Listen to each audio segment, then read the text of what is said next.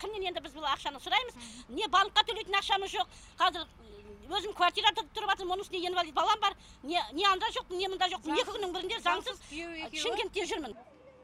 Осылай деп жан ұшырған астаналық тұрғын Гүлнар Кәтішева апта сайын Шымкентке келуге мәжбүр. 3 миллионға жуық несиесін төлей алмай әлек. Өйткені Ләззат есімді азаматшаның арбауына түсіп, сандалып жүргеніне бірнеше айдың жүзі болған. Қазіргі таңда Ләззат Калменова алаяқтық жасағаны үшін қамауға алынған, бірақ ол кінәсін мойындаудан бас тартуда. Сот жүріп жатыр. Калменова Ләззат алмасқа жауып отыр, мен емес алмас істеп жатыр бұл істің барлығын деп. Сонда кімге жәбірленеміз, кімге барамыз? Алданғандар аз емес, бизнес ашамын деп банкте 25 миллион теңге несие шығармақ болған азамат осы Ләззаттың көмегіне жүгінген. Алайда банк мұндай соманы қарапайым шаруаға бірден бермейді. Сондықтан Ділмұрат Сәтен несиені 150 мың теңгеден бастап алған. Мұны да өзін банкирмін деп таныстырған Ләззат Калменоваға сеніп тапсыра салған.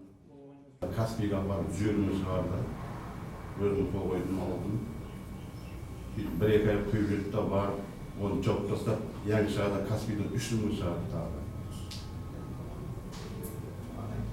Сосын келді, сізге история аз болды, 23 миллион деді да, стиральный машина 84-87 мың стиральный машина алды, товар еді.